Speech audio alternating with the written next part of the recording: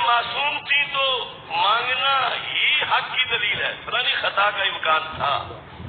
اور خطا پر تھیں، جب مانگ رہی تھیں خطا پر تھیں، لیکن جب آگے سے حدیث آئی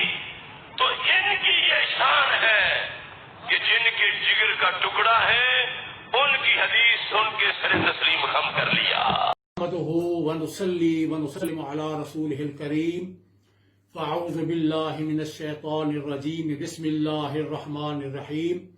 ولا تلبسوا الحق بالباطل وتكتموا الحق وانتم تعلمون صدق الله العظيم۔ ناظرین کرام، سوشل میڈیا کے ذریعے ڈاکٹر اشرف آصف جلالی کا ایک ویڈیو کلپ ہم تک پہنچا ہے، جس میں اس نے مسئلہ فدق پر گفتگو کرتے ہوئے امام المسلمین، رئیس المجددین، فاتح قادیانیت، معمور من الرسول سیدنا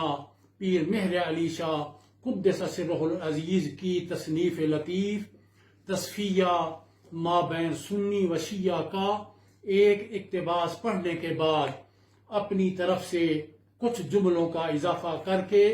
شعوری طور پر یہ تأثر دینے کی کوشش کی ہے کہ یہ موقف حضرت قبلہ عالم سیدنا پیر مہر علی شاہ رضی اللہ تعالی عنہ کا ہے۔ ہم اس کی اس غلط بیانی کی مذمت کرتے ہیں، چونکہ اندرون و بیرون ملک سے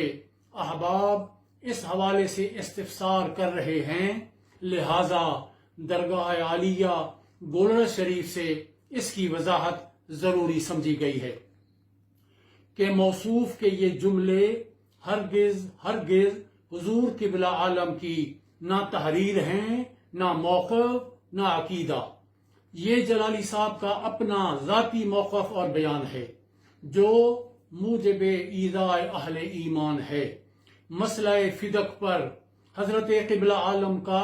مکمل بیان تصفیہ ما بین سنی و شیعہ اور مرفوضات طیبات میں موجود ہے۔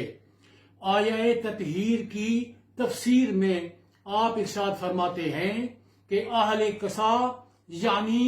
سیدہ کائنات حضرت شیر خدا حضرات حسنین کریمین علیہم السلام جدا گانا و ممتازانہ تطہیر کے مالک ہیں۔ ملفوظ نمبر 150 میں حضور فرماتے ہیں کہ فدق پر حضرت صلی اللہ علیہ وسلم کا تصرف مالکانہ تھا، یا وقف پر واقف کے تصرف کی مثل، یا بیت المال پر حاکم کے تصرف کی مثل یہ امر صحابہ کرام پر ظاہر نہیں ہوا، لہذا بمقتضائے مصلحت اسی امر کو انسب خیال کیا گیا کہ فدق کی صورت اسی طرح رہے جیسا کہ عہد نبوی میں تھی۔ آگے فرماتے ہیں ہو سکتا ہے صحابہ کرام سے کوئی اجتہادی قصور یا خطا ظاہر ہوئی ہو، یا باہمی منازعت نے ان کے درمیان صورت کشیدگی کی پیدا کی ہو، لیکن واجب العصمت تو صرف ملائکہ اور انبیاء کرام ہیں، نہ کہ صحابہ کرام۔ ان کے اس باہمی اختلاف کا فیصلہ کرنے کا اختیار ہمیں تو نہیں دیا گیا، اور نہ ہی ہم سے سوال ہوگا کہ تم نے یہ فیصلہ کیوں نہیں کیا، اور نہ ہم اس وقت اس موقع پر حاضر تھے، اور نہ ہی ان کے تنازع کے درمیان بولنا ہمیں زیب دیتا ہے۔ حضرت قبلہ عالم کے اس واضح فرمان کے بعد